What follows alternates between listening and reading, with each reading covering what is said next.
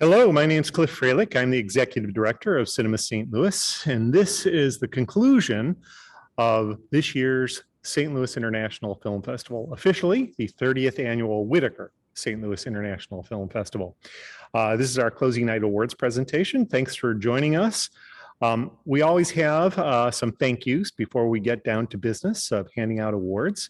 You see Whitaker Foundation being acknowledged. They are our title sponsor, and we thank them preeminently for their support. They've been with us for a couple of decades now, and we couldn't be happier to have them as our title sponsor, as opposed to a commercial enterprise. We'd be happy to take their money too, of course, but we really appreciate the great work that the Whitaker Foundation does on behalf of St. Louisans. In addition, we want to thank our board. The Cinema St. Louis board enables the staff to do its work. We want to give a shout out, of course, to our chair, Jillian Barnes, our vice chair, David Johnson, treasurer, Roy Kramer, and secretary, Wilmetta Tolliver Diallo, and all the other great board members who support our work. I also want to acknowledge our staff. We have a lot of staff members, but first I want to thank our full-time staff members. Whose it would be underselling things to say with their help, I present the film festival. They are the ones who carry the bulk of the load. Chris Clark is our artistic director. You're going to be seeing more of him shortly. Brian Spath is our operations supervisor, and actually working behind the scenes tonight is our development director, Bree Maniscalco. She's actually the wizard behind the curtain for tonight's live stream. These folks are absolutely invaluable. They're the ones who are responsible for the festival that you've just seen and many, many others over the years. Chris has been at it for something like 22 years now, I believe. And I think Brian's closing in on 15, if I'm not mistaken. It's kind of remarkable. Bree is the relative newbie, but she has been with the festival in various other capacities for a very long time. So I couldn't be more pleased to be working with such a solid crew of folks. In addition to the full-time staff members, we have lots of other people who contribute to the festival. I'm going to briefly name check a few of them, and we'll be scrolling through. My documentary features co-programmer, I am happy to say that doc features are one of my responsibilities. For many years now, I think more than a decade, Brian Woodman has been my colleague in that regard. And this year we welcomed a new doc shorts programmer, Kayla McCulloch, who did an absolutely fine job. Kayla is also one of our Lens contributors, along with Joshua Ray and Kate Lohr. And the Lens, which is our Cinema St. Louis blog, if you aren't familiar with it, I encourage you to check it out online on our website, cinemastlouis.org. The editor and chief writer is Andrew Wyatt. Terrific film criticism, I think the best in St. Louis. Our web designer is Brett Smith, and our Salesforce consultant, which is an invaluable asset to us, is Casey Tushner, who used to be a full-time staff member as well. This year's Cinema for Students program, the outreach coordinator was Sandy Reed. That was a hugely successful program this year, I'm happy to say. We had more than 11,500 students from across the St. Louis metropolitan area participate. Our PR supervisor, who's done a fabulous job for us for many years, is Marla Stoker with Marquee Media. Kayla is working many different jobs. She's wearing many hats. She was also our social media supervisor, and then doing outreach for our Race in America programming was marketing consultant Elizabeth Danielle. Tivoli technical consultant. This was a pretty difficult year for us because the Tivoli had been shut down for a year and a half, and in the process, in the time when it was shut down, it moved into new hands. And so we had the responsibility of getting everything up and running again. And we faced some considerable challenges in that regard. And the person who helped us do that was Michael Schaffer from Boston Light and Sound, who did absolutely extraordinary work on our behalf. And sadly, shortly after he left St. Louis, just like a week and a half later, Michael unexpectedly died. I sometimes feel that we contributed in some fashion to his death because of the stress that we put under him, because he was really fixated on making our presentation as absolutely perfect as could be. So we wanted to pay a brief tribute to Michael. play just a brief excerpt from a film that he was a part of not too many years ago.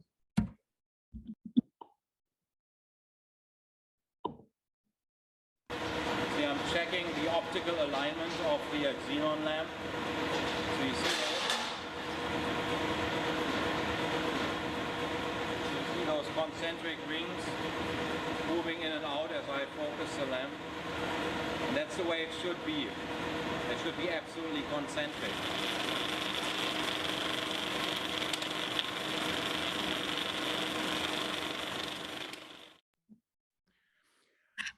So again, it was a real shock to us when we heard the news, and we cannot thank Michael enough for the great work that he did on our behalf. In addition, because we were, for the first time, running our own show, we had to hire our own projectionist for the Tivoli, and Tom Anson, who used to manage the Tivoli, did great work on our behalf. Lena Kramer also pitched in, and Rob Severson is the person who carried the heavy load throughout the festival, and we really cannot acknowledge the wonderful contributions that he made enough. So thank you, Rob.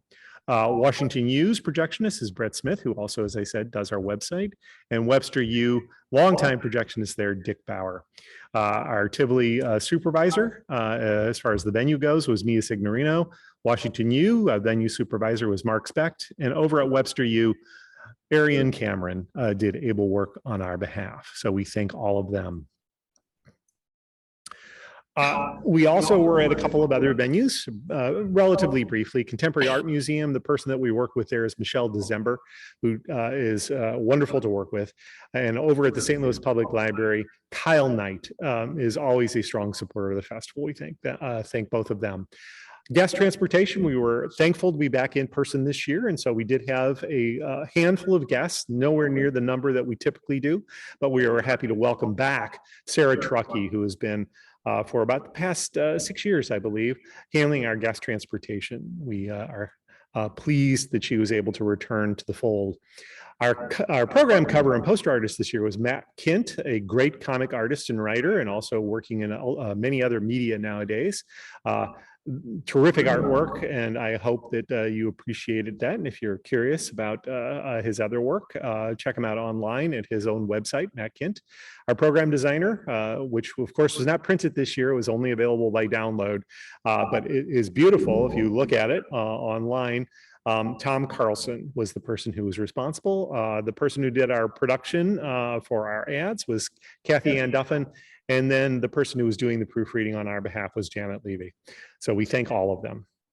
I'm not going to read all of our interns. We had a wonderful cadre of interns, as we always do every year. This was a particularly challenging year, obviously, because of COVID. So they were working remotely for much of the year. But every now and again, we'd actually see them. And we very much appreciate all of their help over the year. Again, I'm not going to read all these names, but I want to acknowledge the people who helped us in the course of sifting through the very, very, very many submissions that come into the festival. We have more than 2,000 submissions, and it really does take a village in order to make certain that everything is properly looked at and evaluated. The people that you see here were the folks that worked with me on our documentary features reviewing committee. I cannot thank them enough. Similarly, the Narrative Features Reviewing Committee works closely with Artistic Director Chris Clark to do the initial evaluations of the many narrative features that are submitted to us. And then last, but absolutely not least, the Narrative Shorts Reviewing Committee. Brian Spath is the person who heads up our narrative shorts, and it is by far and away the largest number of films that we receive every year, more than 1,500 typically. And so the people who comprise this committee are absolutely essential for Brian to be able to sort of plow his way through everything that's required. So I'm sure Brian, speaking on Brian's behalf, he'll echo this. He can't do his job without these great folks. And then last, because we had a hybrid festival this year and offered any number of films that were online only, and then also films that we're offering in person, but also online. We had to do quality control for those film files to make certain there was nothing awry when you were watching at home. And all of these people, and you will recognize some names who served in other capacities, did that work on our behalf. So we thank all of them. All right, we are now at the official start of the awards that we're going to be presenting. We're going to first present our juried competitions, and we're going to begin with our shorts awards. We want to note that our shorts competition is officially sanctioned by the Academy of Motion Picture Arts and Sciences, and the winners in the Best Effects, Best Animated, Best Live Action, and Best Documentary categories are eligible to submit for Oscar consideration. And we have had a film in the past that actually did qualify for an Oscar nomination on the basis of their St. Louis win, and they went on to triumph that year as Best Live Action Short, and that was West Bank Story. This year, we had the following people: Allison Carrick, Frank Popper, and Renelle Schubert, who contributed as our documentary shorts jury members, and they had a lot to look at. They named as Best Short E14, directed by Payman Zekabat, a really excellent doc that deals with the coronavirus pandemic. All right, I'm now going to turn things over to Brian Spath for the Narrative Shorts Awards. You're going to see us play a little musical chairs throughout tonight.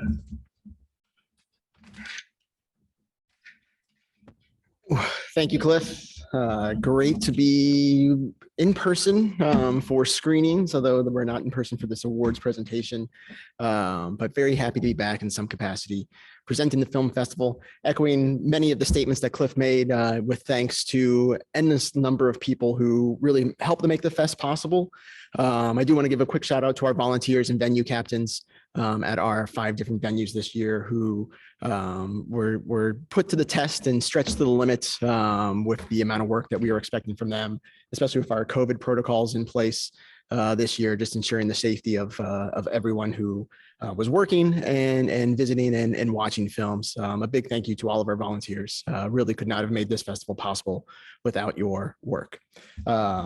Quick look at our narrative shorts jury. I'm very appreciative of the work that they've put in to watch all the films that were assigned to them over a short period of time, being able to get the awards decided earlier today, a little closer to deadline than I would like, but we're here and I'm happy about that. So thanks to Katie Carter, Melissa Howland, Michael Long, Brandon McKenney, Alex Mitchell, Christina Monlos, Kristen Pratt, Steph Shannon, and Kenya Vaughn. Many of which have been serving with us for several years on our jury, and a few new faces as well. So Best Short goes to Autumn Leaves, directed by Wojciech Ostraszarz. A very beautiful little short film. Best International Short is The Danger in Front by Alexis Chartrand. Best Animated Short is Mila by Cinzia Angelini. Best Live Action Short is Dana by Lucia Forner Sagara.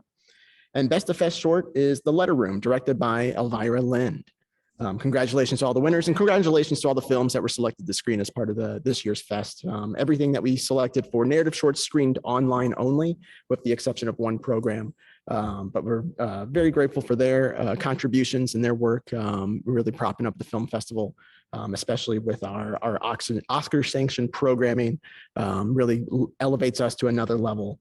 So again, congratulations and thanks to all those films. Here is Chris Clark, Artistic Director of Cinema St. Louis, with a few award announcements as well. Chris, the chair is yours.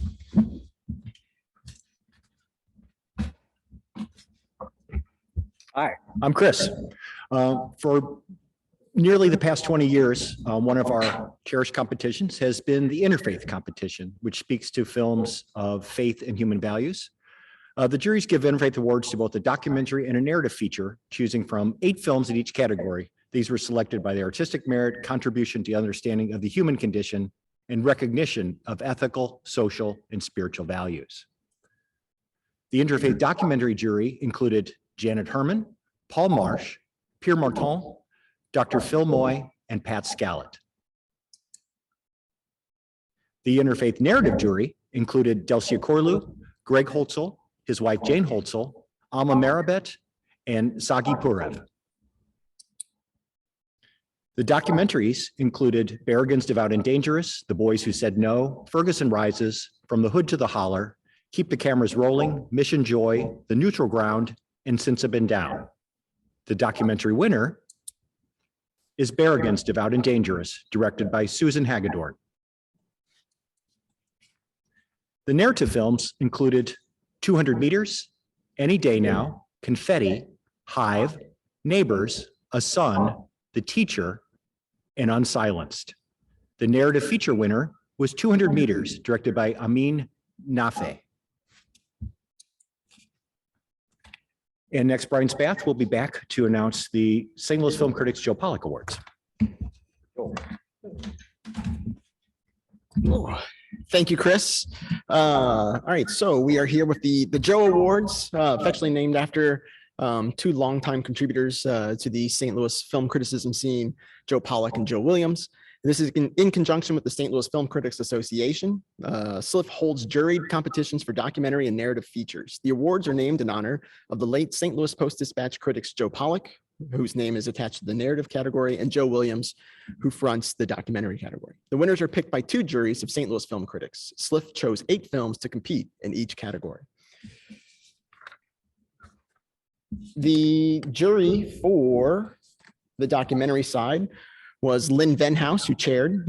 Lynn represents Webster Kirkwood Times and KTRS Radio, Martha Baker from KDHX Radio, and Scott Betts from Avatar Studios. On the narrative side, Jim Batts returned as chair from We Are Movie Geeks, Max Foisey from KTRS Radio and Zeke Film, Kate Marquis from We Are Movie Geeks and the St. Louis Jewish Light, and Alex McPherson from PopLifeSTL.com and former Cinema St. Louis intern. The documentaries nominated were Alien on Stage, Any Given Day, El Father Plays Himself, Hockeyland, Into the Light, North by Current, On the Divide, and We Are the Thousand. And this year's winner for the Joe Williams Award for Best Documentary is We Are the Thousand, directed by Anita Rivaroli. On the narrative side, we have 18½, Josh Guffey's All Gone Wrong, Clara Sola, The Falconer, France, Luzza, The Pink Cloud, and The Woman Who Ran. And the winner was Luzza, directed by Alex Camilleri. Congratulations to both winners. And once again, here is Cliff.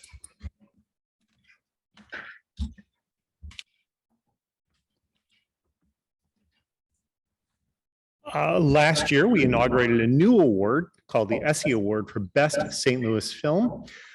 This is an award sponsored by the Jalapa Foundation. It honors a film, whether it's a shorter feature, a documentary, or a narrative that was either made in St. Louis or made by a filmmaker with ties to the area. The award's accompanied by a $500 prize that's underwritten by the Jalapa Foundation. Lots of films were eligible in this category, but the winner is, well, here's our jury members first. Ryan Esslinger, who is a former St. Louisan who has directed many excellent films, including Madness and Genius and When a Man Falls in the Forest, Daniel and Abraham, all of which played at SLIFF. Kayla McCulloch, as they say, she's wearing many hats this year, contributor to The Lens. Jody Mattori, who's the former A&E editor at St. Louis Post-Dispatch. Jack Snyder, director of the narrative features Ghost Image and Fatal Call, which both played SLIFF, and Andrew Wyatt, who's the editor of the blog. The winner of this year's Essie Award is Try Harder, directed by Debbie Lum. Debbie is a former St. Louisan. Her mom still lives in town, and we were happy to host her at this year's festival. So congratulations to Debbie. Let's welcome back Chris Clark.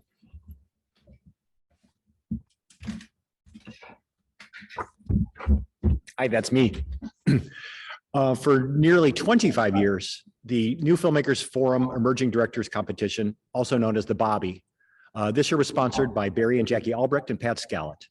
This award annually presents emerging directors features 5 films who we think are the directors of tomorrow, first-time feature filmmakers. They compete for bragging rights and a $500 cash award. Since its inception, the New Filmmakers Forum was co-curated by Bobbie Lautenschlager. Bobbie passed away, unfortunately, in the summer of 2012, and SLIFF honors her memory by nicknaming the New Filmmakers Forum Emerging Director Award as the Bobbie. The jury members this year included Catherine Dudley Rose, who was the chair, former participant with her film Parallel Chords. Dan Gardner, producer of The Ghost Who Walks. Aisha Sultan, St. Louis Post-Dispatch columnist and director of the documentary short 33 and Counting. Joni Tackett, casting director at Joni Tackett Casting and Cinema St. Louis board member. And Nate Townsend, director of the narrative short The Lipinski and the documentary feature Wake Up.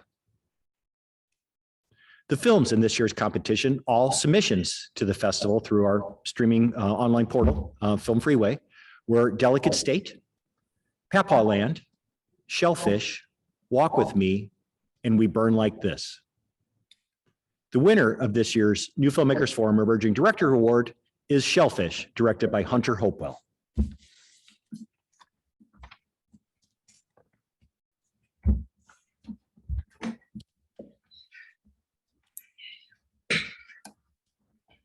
Right. Our next award is our Spotlight on Inspiration Documentary Award, which is sponsored by the Albrecht Family Foundation. This is the prize that offers the biggest cash award. It's a juried competition that gives a $5,000 prize to a feature documentary that focuses on people working to make the world a better place and that inspires audience members and leaves them with a sense of hope for the future. Many of our documentaries, unfortunately, depress more than inspire. So we're really pleased that the Albrecht Family Foundation proposed this award several years back, and we're happy to feature these documentaries to make us all feel better about the world in which we live.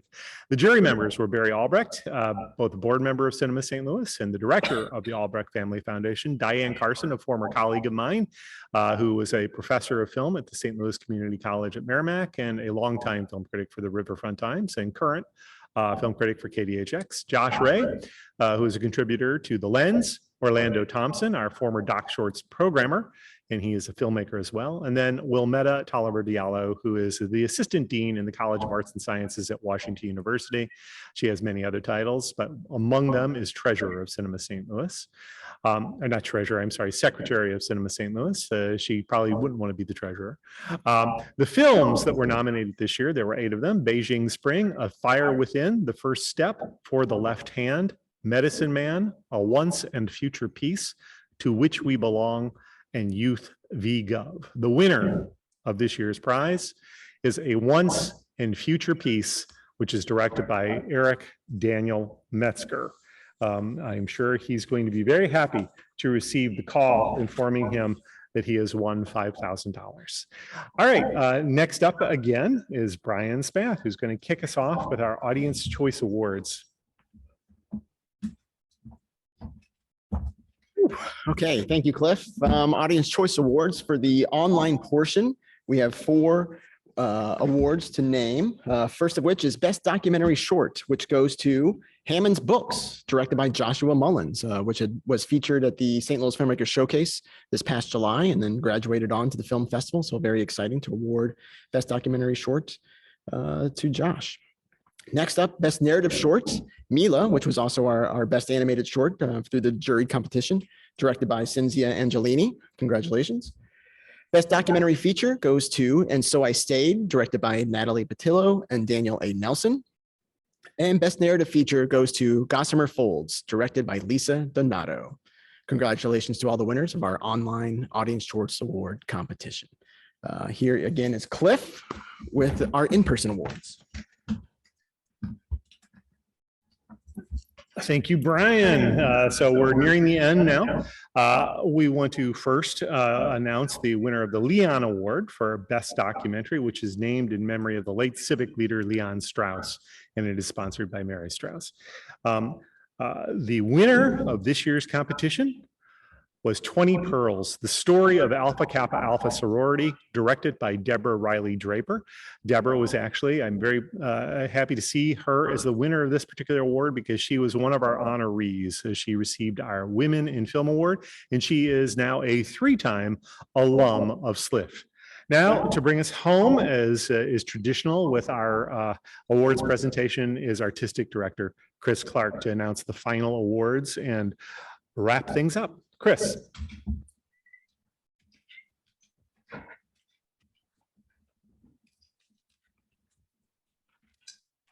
All right. We are near the end. The in-person awards of the festival include the TV5MONDE Award for Best International Film, sponsored by TV5MONDE.